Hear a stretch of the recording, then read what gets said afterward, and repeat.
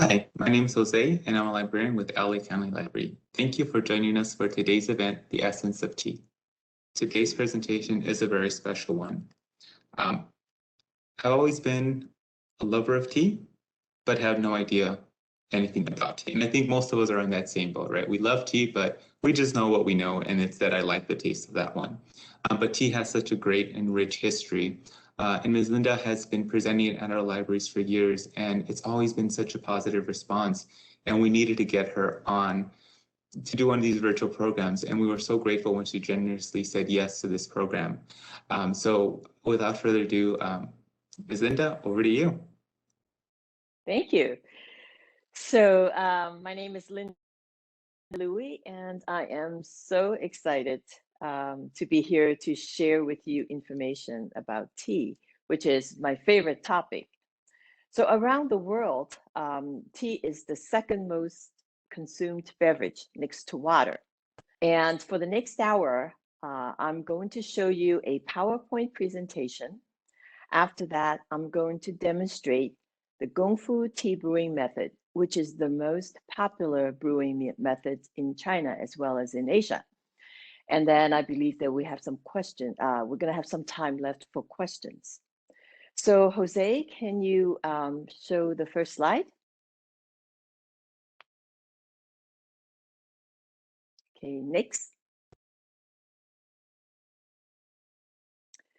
So China has been known to be the birthplace or the motherland of tea.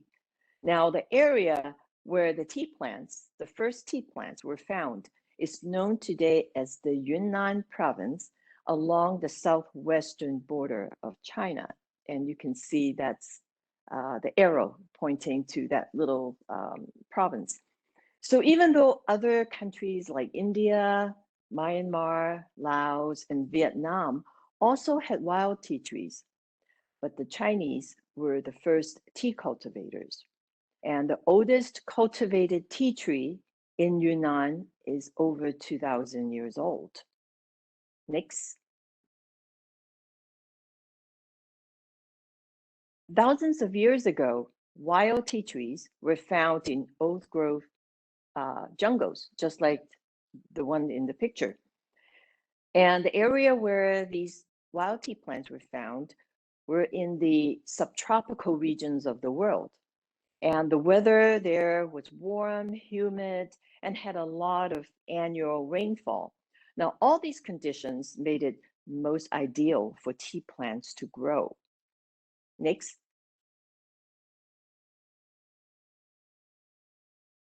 So this is a slide of an ancient tea garden. So this is probably very different from some of the tea plantations that you have in mind. The trees that you see in the photo are tea trees. The tea trees are several hundred years old. So these trees were planted by seeds and allowed to grow organically to great heights. Some of them could be 15 feet to 20 feet. Now, native plants and ground covers were allowed to grow for diversity, shade, and the nitrogen in their decomposing leaves. They are an integral part of the forest ecosystem, and they don't require any irrigation, pest control, or fertilization. They are just very organic and natural agricultural products. Next.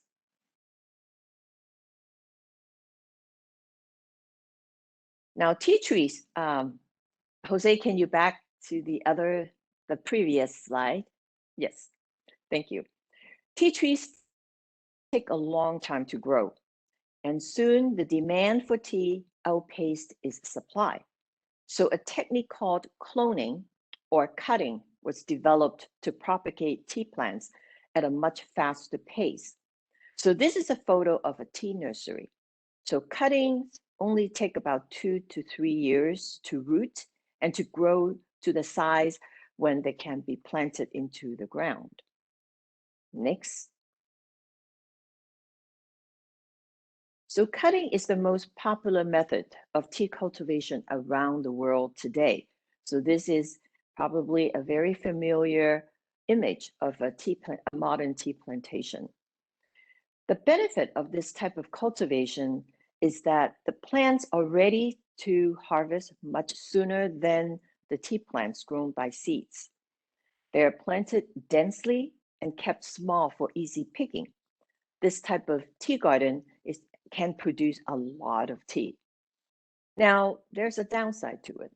The downside is that each bush is the exact clone of the parent bush. So there is no genetic diversity.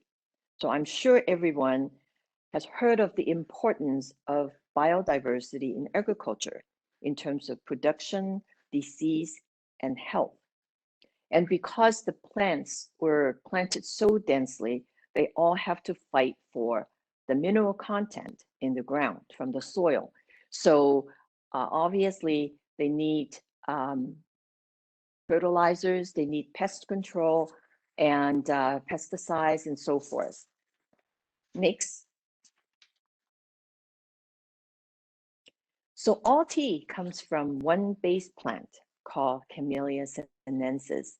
So in other words, there's no green tea plant, black tea plant. And there are several naturally occurring subvarieties and thousands of man-made hybrid cultivars. So why do we have teas that taste and look so differently? How come green tea is green, black tea is black? The reason is the different processing. Now, different processing steps create different mineral content within the leaves, therefore giving the teas different colors and flavors. So technically, you pick any tea leaves from anywhere, any plants in the world, any cultivars from anywhere in the world, and then force manufacturing these leaves into any tea you want. That said, there is another variable that determines the individual tea's characters, and that is, and I'm going to use a French term called terroir. Terroir is widely used in the wine world. It means soil, climate, picking seasons, processing, tradition, and so forth. So all these regional differences contribute to the individual characters of the finished tea. So in other words, an oolong, say for example, produced in India, even though using the same techniques, the same cultivar, can taste very differently from the oolong made in Taiwan, for example. So there are 6 major categories of tea, and I'm going to go over all of them. And China has the longest history of tea making. So, not surprisingly, is the only country that produces all 6 categories. To understand the tea classification, it may be easier to conceptualize it in terms of the degree of oxidation. So I'm going to talk about the oxidation level of each types of tea. So the first tea I'm going to go over is green tea. And I'm sure this is not something that is not familiar to many of you. Green tea is non-oxidized. And that's why the original green color of the leaves is retained. Green tea is minimally processed. So after plucking from the tea plant, the leaves are left to air dry. And, in the tea world, it's called withering, to reduce moisture content in the leaves so they can be a little bit more pliant. Then the leaves are dried completely, either using frying or steaming to prevent oxidation. So, you're going to hear the word oxidation a lot. And that means, for example, if you cut an apple and then you leave it out for a couple of hours, it's going to turn brown. That process is called oxidation.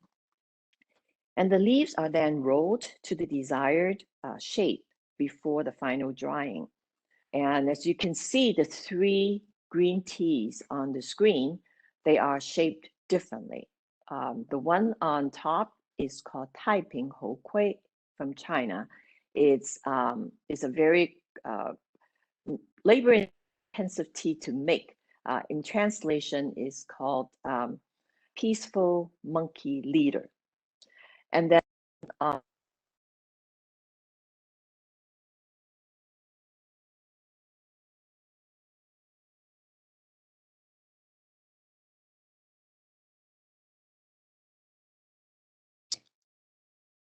Hi, Linda. Sounds like we're having some technical issues. We can't hear you at the moment. Can you check your audio, please?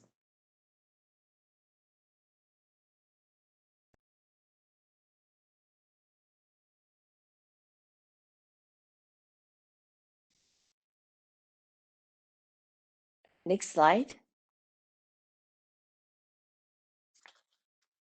Sorry, Linda. It seems that we lost audio for like 10, 15 seconds. Oh, Kind of repeat towards the end okay. of what you said. I think we all lost audio. I do apologize. I'm sorry. I think it was a call that a spam call that came in. Okay, so the three green teas on the screen. The top is called Taiping Hou Kui from China. It is in translation is called Peaceful Monkey Leader. It's a very labor-intensive tea to make. And then the one on the left bottom is Longjing, Dragon Well. That is also from China. It's a very famous green tea. And then the one on the right is a Japanese green tea. So the shapes are all different. The green tea is grown in many countries, mostly from China, Japan, and Korea. Next slide. White tea. Now, white tea is slightly oxidized and is also minimally processed. After the leaves are plucked, they are left to dry naturally, both outdoors and indoors, for about 36 hours. So, and then depending on the type of white tea, the leaves are heaped and then baked dry. China's Fujian province is the home to authentic white tea.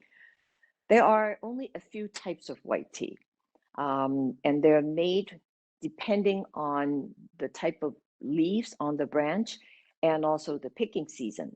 So silver needle, only made from the buds, that is the shoot from the middle. So it's a little bit more precious. And then they have the white peony, which is made from the shoot and also one or two leaves. And then the shomei is the longevity eyebrow, that is made from the third leaf. Next.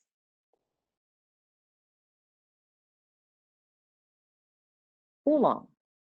I don't know how many of you are familiar with oolong tea. Oolong is partially oxidized, and the degree of oxidation can range between 15% to 70%. Now, oolong is the most intricate and complex tea to manufacture.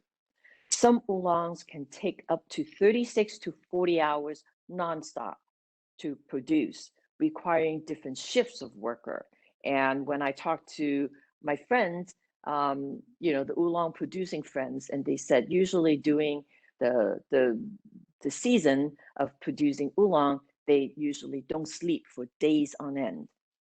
And in addition to the outdoor and indoor withering, the leaves are tossed and rested at time intervals, and that's why it takes so long. And then the leaves are also rolled and shaped. And finally, the leaves undergo the final drying to fix the desirable aroma and taste. Oolong is very aromatic and and has very flavorful. Next. Now, black tea. Black tea is fully oxidized. It is the most consumed tea in the United States. This reflects the tea drinking influence from England and Europe. Black tea in China is known as Hong Cha or red tea. So sometimes, we have these sort of loss in translation in tea names. And that is because when tea was first introduced in Europe back in late 16th and 17th century, the Europeans classified the tea based on the color of the leaves, which is usually black.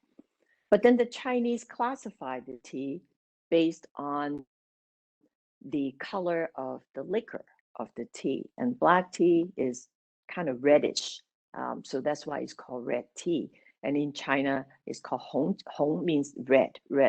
So when you go to China and you want black tea, you should say, I want Hong Cha.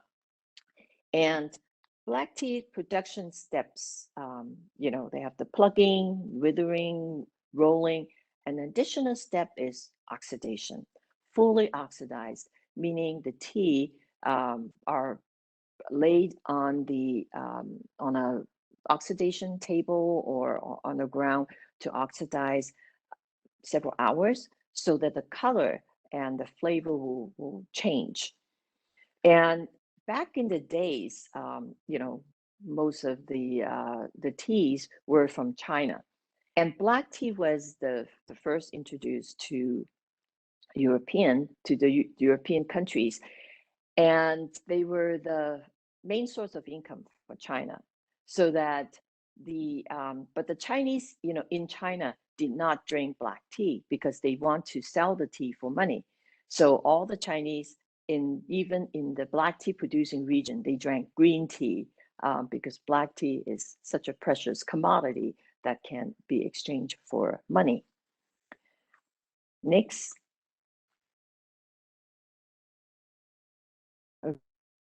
Okay, scented tea. Now, scented tea should not be confused with blended tea.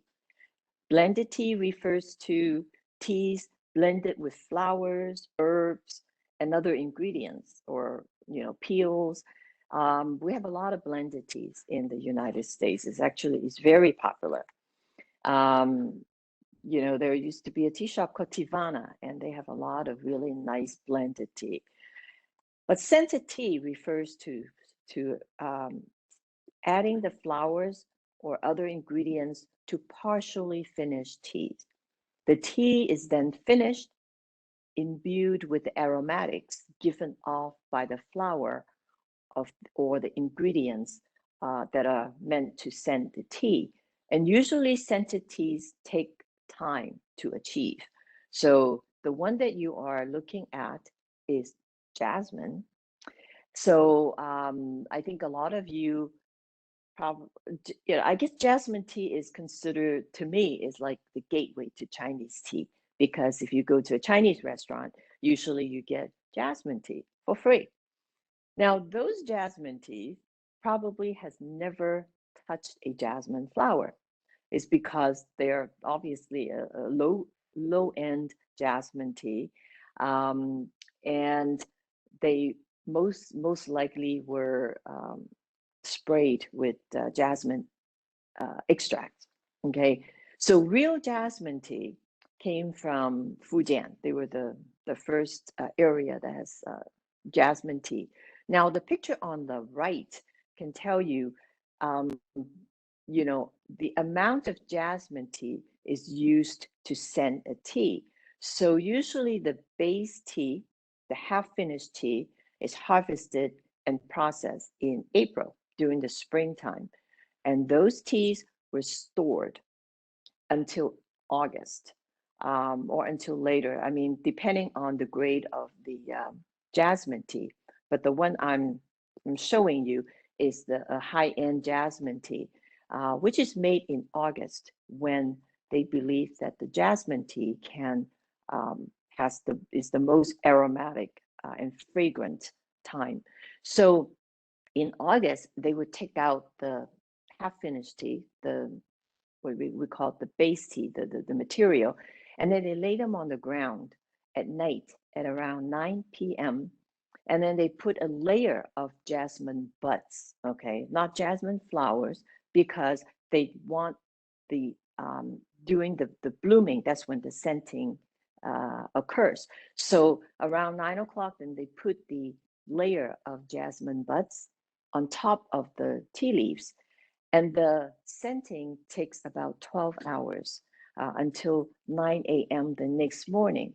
Then the jasmine the jasmine flowers are taken out and tossed, and then the leaves are dried, because when the flowers bloom, there are moisture, so that they dry the leaves, and then they take it out, it rests the tea leaves probably for a day or two, and then they do it again. So this particular jasmine tea undergoes 10 rounds of scenting, which requires an entire month. So now you understand scented tea is not just like, you know, mixing the ingredients. It's not as simple. So next, dark tea. Dark tea is probably the least familiar to Westerners. It is post-fermented tea. What does that mean? Post-fermented tea refers to teas that have been processed. The processing is finished, but then over time, the tea can age and get mellower and better. There are only a few dark teas in China, and China is the only country that produces dark tea. Now, dark tea is the black tea in China. Hei cha. Hei means black. So there are the types of black teas. The dark tea is Pu'er, which is the most popular dark tea. And then the one on the left is, you know, it's called Liu An basket. And then you have Liu Bao or Qian Cha or Fu Zhuan. And I don't have pictures for you. All the dark teas are compressed and packaged in some kind of bamboo material. That is because dark teas were made for exports. So for example, Liu An and Pu'er, they were exported to Hong Kong and Southeast Asia, like Vietnam, Malaysia, Singapore, and so forth. And then other dark teas like Liu Bao or Fu Zhuan, they were exported to Mongolia, Russia, and Europe. And back in the days, those teas were transported through camels, mules, and it usually took months or a year to reach its destination. Now, as I said earlier, among all the dark teas, Pu'er is the most well-known, and it is actually Pu'er has been probably the most popular tea for the last couple of decades in China and Asia, and it is making its way to the West. So I mentioned earlier about processing. So many of you, I would say probably most of you, have never been to a tea producing region or a tea plantations. So I would like to kind of show you photos of what processing means. So for the next few slides, I'm going to introduce you what each processing means. Next, picking. So picking seems easy, but then it is definitely not. Usually depending on the picking standard, each tea has different picking standards. Sometimes they pick the buds, sometimes it's the bud set, which is a bud and 2 leaves. And the picture in the middle, it's a photo of a guy picking from a tree in Yunnan. So they have to climb up to the tree and then pick the most tender leaves. And in some countries or some of the larger tea plantations, they may use machine. So they can use like a manual shears, or they could use like, I've seen like kind of like a truck kind of, you know, go through each rows in the plantation. Next. And there's one more thing I want to talk about picking is that I think around the world, tea pickers are getting more rare because tea picking is a very difficult and labor-intensive job. And a lot of the tea pickers, they prefer to work in air conditioning factories. And so I think every tea regions that I have visited, they all kind of worry about the labor shortage of tea picker. So the next is withering. I think I mentioned about withering. The purpose of withering is to lose the moisture content in the leaves. So sometimes is the leaves are withered in a drought, and then the other is, withered outdoor, either with shades or not with shades. Next. This process is called, frying is drying, actually. It's the initial drying. The technical term is killing the green, 杀青. And the reason for this, the purpose for this step is to stop oxidation, is to arrest the enzyme so that the tea will not oxidize. So like, for example, green tea, they usually would dry it thoroughly so that it does not oxidize. Next. Now rolling. Rolling, some teas would skip this process. And the picture on the left shows you the manual rolling, which is to break the cells, the outer part of the leaves, and to squeeze the juice out. That's a manual way of doing it. And then the picture on the right is a small rolling machine, and pressure is applied to kind of break the cell of the tea leaves, squeezing the juices out. And if you go to some larger factories, you have rolling machines that are huge, and probably each time can process like multiple kilos of leaves. Next. Now, this is oxidation. I think I mentioned earlier.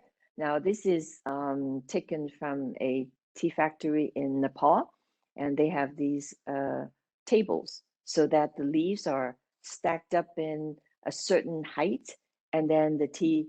Now, this process goes after rolling. So after the tea leaves are rolled, the tea leaves are actually wet, and then it's being, so that they just kind of leave it out to oxidize. And the amount of time to oxidize the leaves depending on what the tea master would like to achieve. Next. Final drying. All teas needs to go through the final drying, and the purpose is to fix the desirable flavor of the tea. So the picture on the right is a pu'er. Now, pu'er tea has to be sun dried. So, and the idea is that, if you sun dry the tea leaves, it does not completely dry, and that kind of leaves some moisture in the leaves for the future aging of the tea. So that's sun drying. Some teas are sun dried, but most of the time, the final drying is done using a machine, like the picture on the left. Sometimes, again, in large factories, the machines are much, much larger. Next. Now, this is fermentation. Very few teas are fermented, except for pu'er. The modern pu'er has two types. One is called raw, and the other one is called ripe. So raw and ripe pu'er, the only difference is that the ripe pu'er undergoes an additional step, and that is fermentation. Now, fermentation and oxidation a lot of times are being used interchangeably everywhere around the world, even in the tea industry. But fermentation is different in that moisture is added to the tea leaves, and then is covered to generate heat, and there are microbial activities. So it has microbes, just like other fermented teas, other fermented products like cheese, kimchi. It has the good bacteria. And usually the fermentation of the leaf takes about 6 to 8 weeks to complete. And the leaves are turned at certain intervals to avoid excessive heat. And the idea to ferment the tea is to get rid of the bitterness And for pu'er, it is to emulate the taste of the aged pu'er without having to wait like 20 or 30 years. Next. Now sorting. Sorting is, now this is manual sorting of pu'er in Yunnan. And sometimes, when the tea pickers picked the tea, they sometimes pick the stem, pick the old leaves. So after processing, those leaves are not supposed to be in the tea, so that they are manually being picked out. Next. So this is a machine sorter. The idea is to sort out the whole leaves from the broken leaves and from the dust. So the whole leaves are being sold as premium tea, and the broken leaves oftentimes may be used in blends, or and then the dust, they are usually used in tea bags. It's a machine sorter. Next.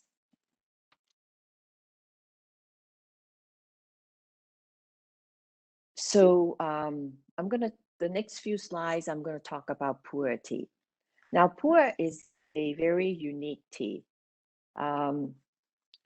It is usually packaged. So these pictures are the packaging of pu'er. Now, the majority of the pu'er are compressed into round cakes or bricks. 7 cakes are stacked up and wrapped in bamboo shoot leaves into a what we call tong. And the picture on the right bottom is how is, the person is actually wrapping the cakes into tongs. In the old days, the packaging of this type of packaging is for easy transport, because as early as 7th century, during the Tang Dynasty, pu'er tea was being traded for war horses with Tibet. So from Yunnan, which is, very next to Tibet, but then the road to Tibet is very arduous and takes a long time. And transportation was used with horses or mules. And then packaging this tea makes it a lot easier to transport. This type of packaging continues to be used today, even though we no longer use, horses or mules for transport. But then this type of packaging is actually very conducive to aging the tea. It's very space efficient. It keeps the tea very stable and clean. And also the materials, like the bamboo shoot leaves, is an organic material that kind of imparts some kind of, nice fragrance to the tea. Next.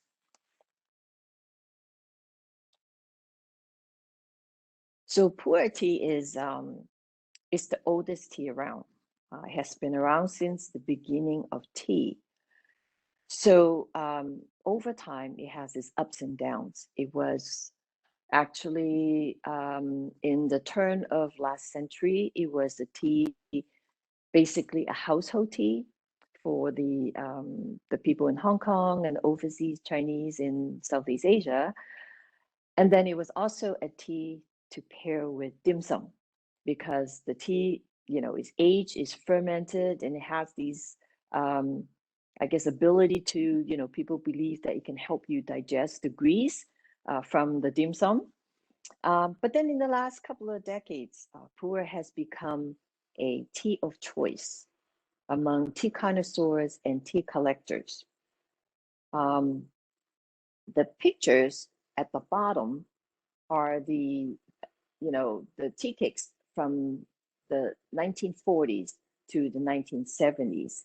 These are called vintage tea cakes, and they're very rare. You can probably get them from, auction houses, and they are worth tens of thousands of dollars. Pu'er is a tea, is well known for its ability to age, so that a lot of pu'er drinkers actually like to collect the tea And it's actually very fun because you can actually taste the difference year after year. So from year one, the tea is very fresh. It shares some similar characteristics as green tea, is kind of like light yellow color. And then in year 30, it became kind of a burgundy colored tea. So, and today is a very sort of a very talked about tea on the internet, especially among the young people. Next. So I'm going to conclude my PowerPoint presentation here, and I would like to show you this quote by a famous tea author, Mary Lou Heiss. She says, "A simple cup of tea is far from a simple matter." We all drink tea, but then even though I had the opportunity to study tea under famous tea masters, and also I have visited many tea plantations and tea processing centers. However, this journey is long. And I hope that this, presentation is going to start to help you start this journey. It's fascinating. There's so much to learn about tea, and it makes me much more appreciative of the people working behind the scene to bring us the flavorful cup of tea. So I'm going to end my PowerPoint presentation here, and I'm going to do the Gong Fu tea ceremony. So the Gong Fu means in Chinese means labor, it means practice. So as you can see over here on the screen, Jose, I don't know if, do you see me in the full screen? Yes, you are Okay, full screen. because I can't see myself. Okay, so first of all, the difference between Gong Fu tea and the Western tea of brewing is that we don't use large teapots. We use small tea utensils. For example, this one is called a gaiwan. A gaiwan, it means a lidded bowl. Now, this tea brewing utensil has been around for hundreds of years. So in the old days, it was used to brew green tea and also drink from it directly. So the tea leaves are directly put in here, and then you use the lid to kind of like push the tea leaves back, and then you drink from it. But then in recent years, we use it to as a primarily a tea brewing vessel. And so we have a what we call a fairness cup to collect several steeping. And then we use very small teacups. And the idea to use a small teacup is that every cup will be hot. And at the same time, we encourage people to drink tea sip by sip instead of gulp by gulp. So I have the some hot water already boiled here. And what I'm going to brew today is a oolong. It's called Tie Guan Yin, and I'm not sure you can see it here. So first of all, we need to warm all the utensils that we're going to use, and the idea is to make sure that the temperature will be consistent.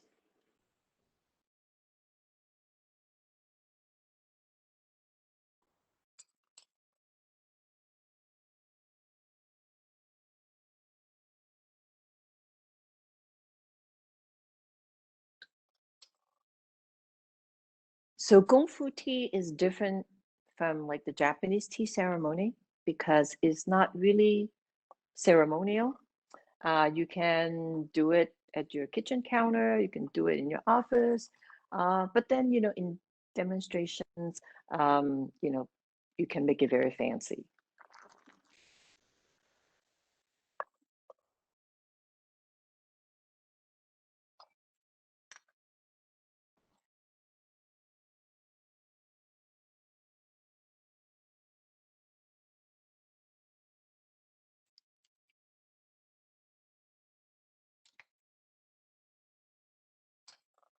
So sometimes before brewing, And you know, my gaiwan is hot.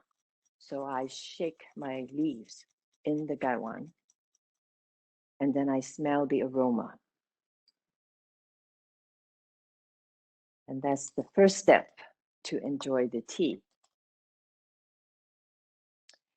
And then we would like to rinse the tea leaves.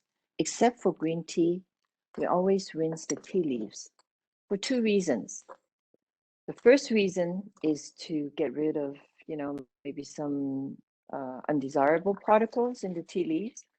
And secondly, is to open up the tea leaves so that they are ready to release its flavors.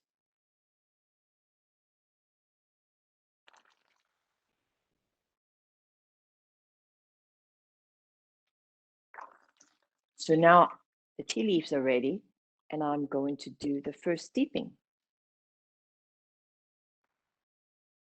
Now, a lot of times in the West, the instructions is for you to steep the tea for 1 minute, 2 minutes, or 3 minutes. But for Gongfu tea, because we don't use a lot of water, we only need about 10 seconds. So it's very quick. The tea is ready. I put a filter here to filter out the small broken leaves.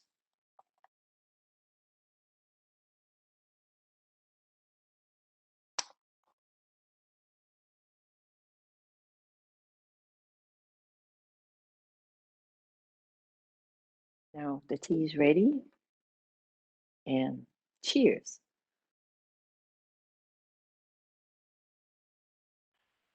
This is really good. So for more steepings, when you want more tea, all you need to do is to add more water.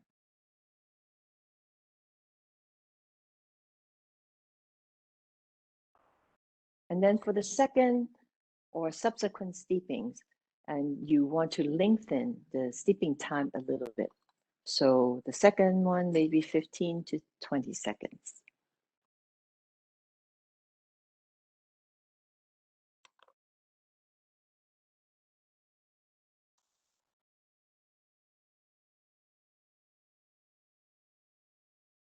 So here you have more tea.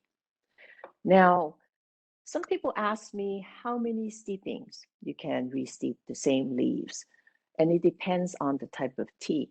For example, green tea usually don't last very long, usually about 3 steepings. White tea, if it's an aged white tea, you can steep for like 4 or 5 times. The oolong, it depends on the type of oolong tea. If it's a lightly oxidized oolong like this one, usually about 3 or 4 steepings, then the flavor is starting to fade.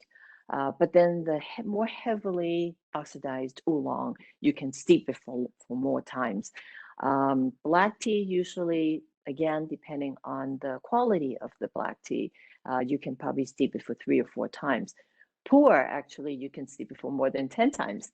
And especially some of the aged pu'er, you can steep it for 20 times, and the flavor just keeps on changing.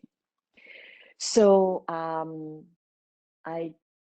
Jose, do we have any questions? I would like to leave some time for questions.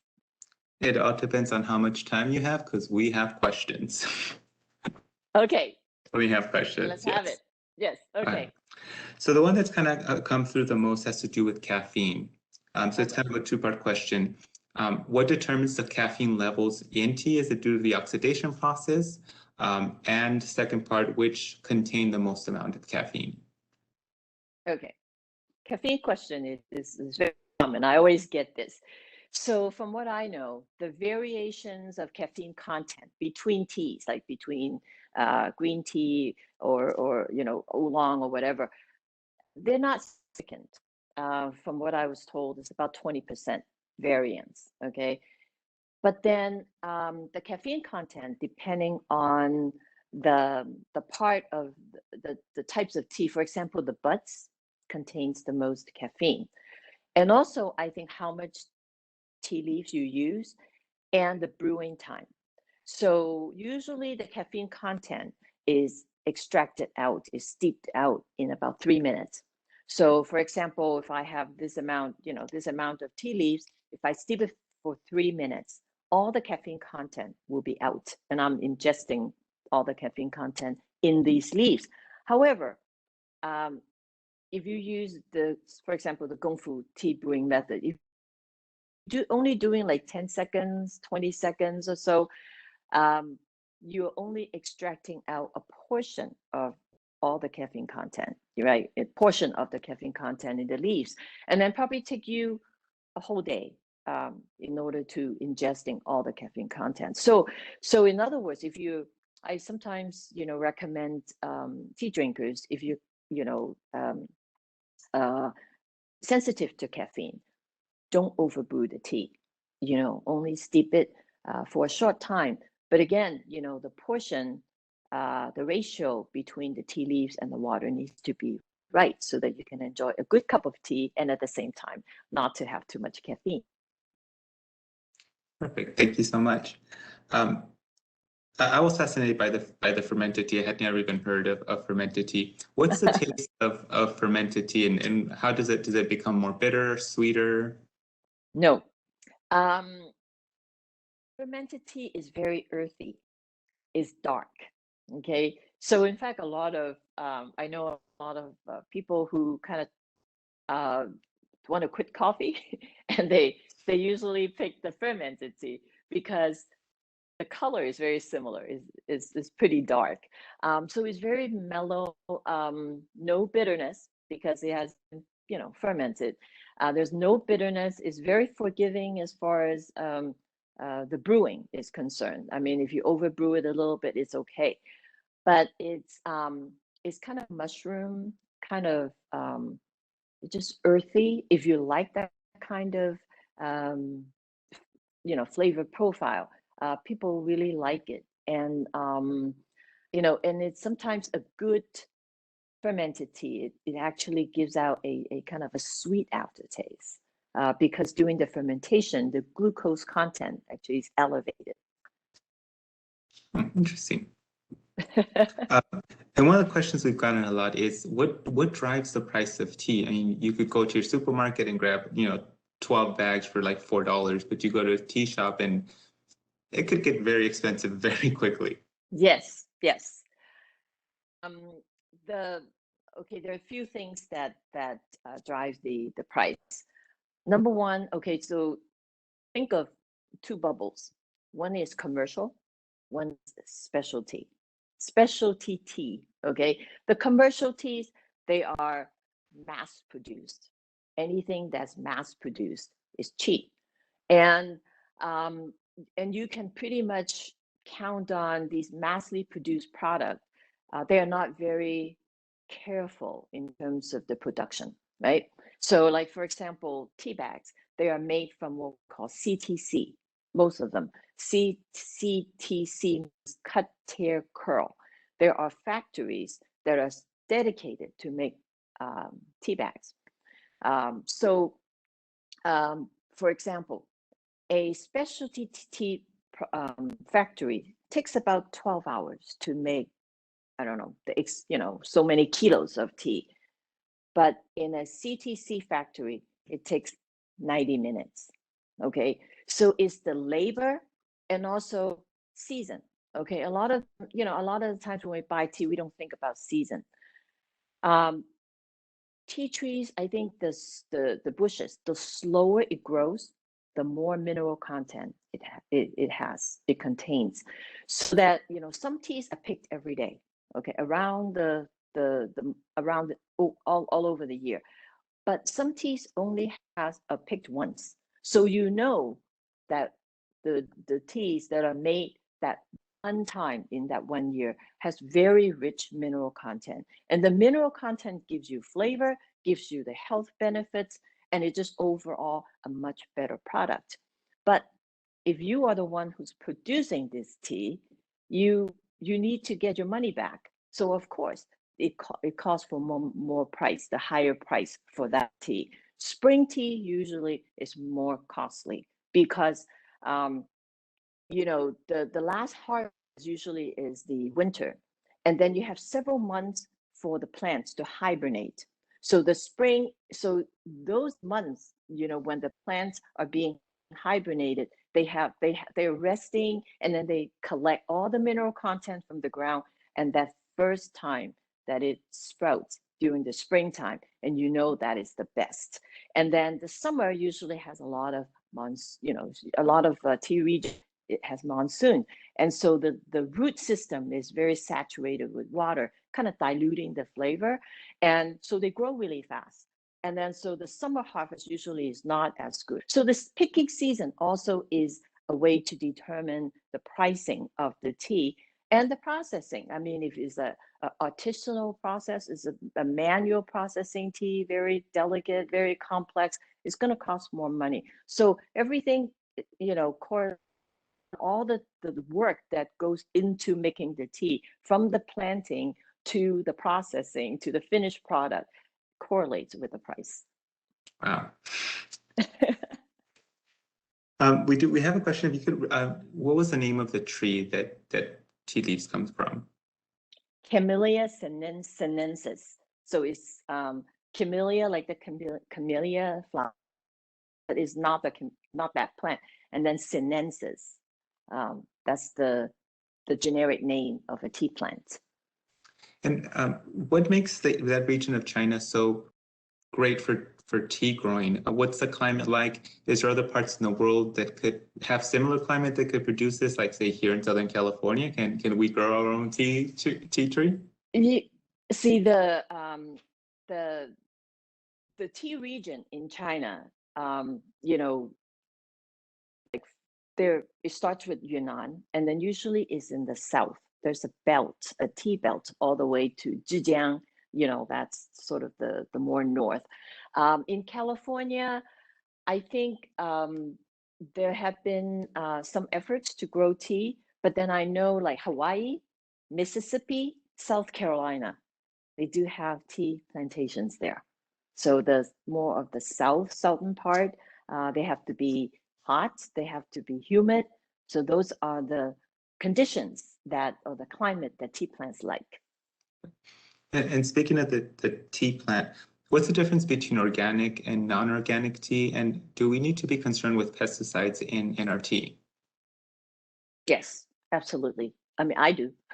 And that has to do with, so organic tea farm, meaning that they have to, the organic criteria, meaning that they cannot use the chemical pesticides or chemical fertilizers.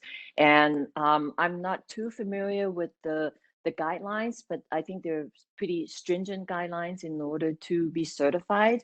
I think, and that's what the pricing, and also how you source your tea. And that's because that is something that like any food you put in your body, and that is something you need to take very I guess careful consideration. So usually if you drink a tea, well, I would say commercial teas, usually, unless it's certified organic, usually you can bet on them using pesticides and fertilizers. They have to. I think earlier when I show you the slides of the tea plantations, they have to rely on the chemicals because there's just not enough, the mineral content in the ground to feed all the plants. It's different. Now, the tea trees, that's different. And I think a lot of the scientists, have gone to Yunnan and to study the tea trees in that area. And they all consider that as like the most desirable way of cultivation. But the supply is very low.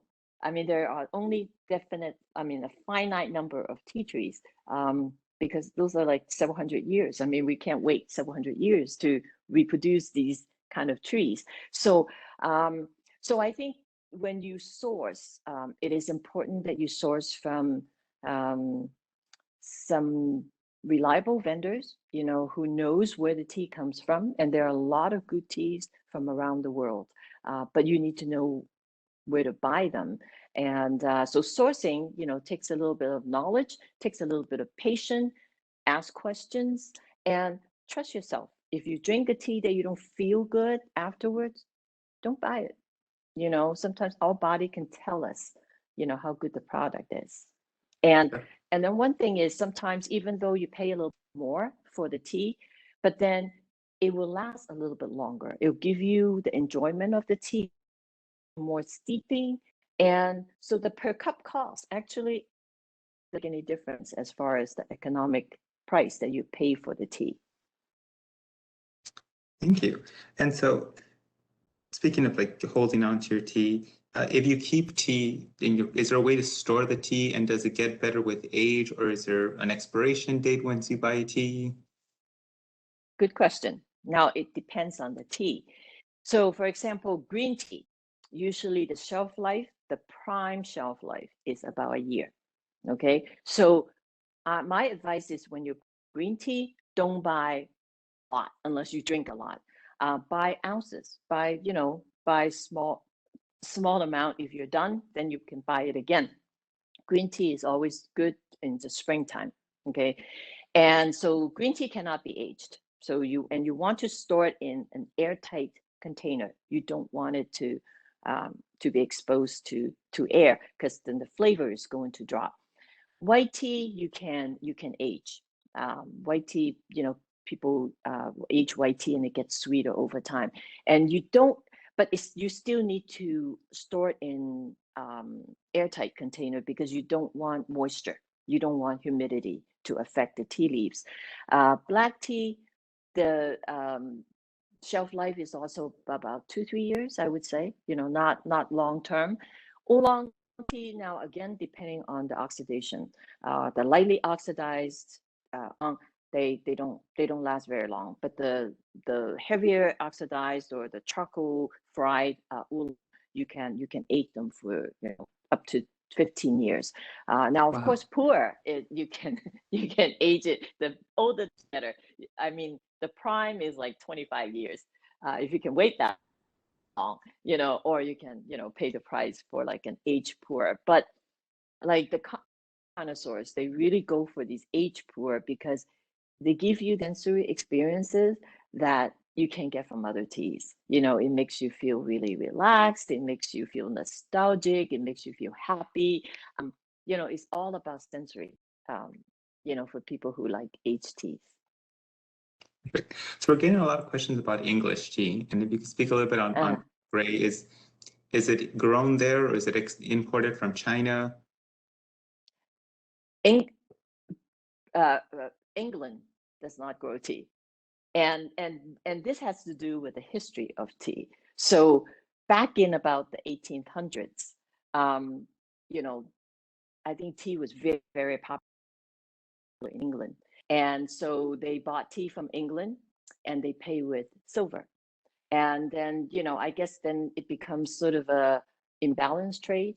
And then so, England to say, China, do you want something from us? So to kind of have this trade balance, and China said, I don't want anything from you.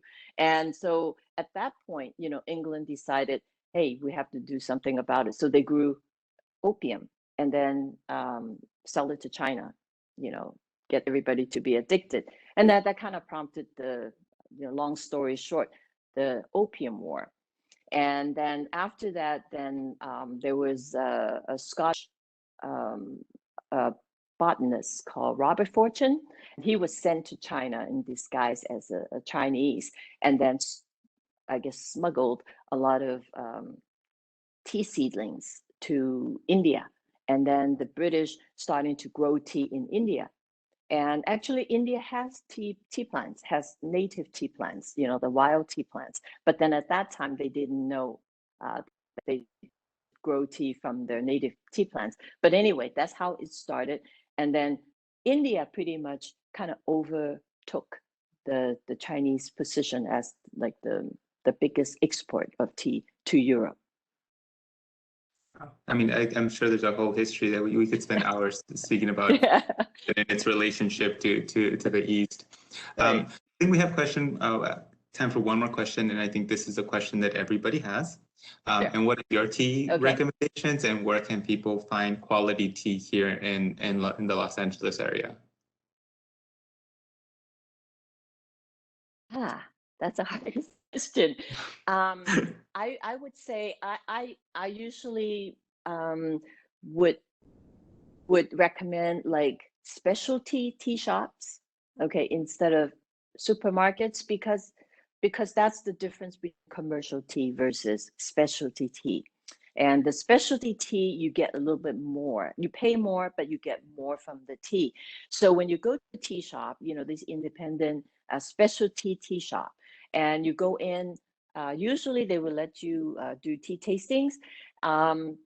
Or if it's not, then you should, you know, say, for example, if you shop online, you know, look at the website, look at how much information there are. You know, someone who cares about the business, who cares about tea, would put a lot of effort to tell you about how they source the tea and the information about the tea.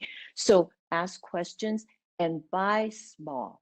Don't spend a lot of money to buy a big amount and then end up, you know, not drinking it. So test by buying samples, buying the smallest amount possible. And then if you're happy with the tea you get, then that becomes your trusted vendor list. And then you can buy from them again. So it is like, you know, you need to be kind of savvy to kind of, you know, find out which one you can trust. Perfect. Well, thank you so much. I really want to thank you for this very informative and enlightening presentation on tea. And I'm sure we could have you back, and we'll try to have you back to have further discussion on tea, hopefully Sure. in this virtual setting, so to open it up to everybody. So thank you all so much, and I'll leave the last word to you, Linda. Thank you very much, and thank you, everybody. Cheers. Cheers.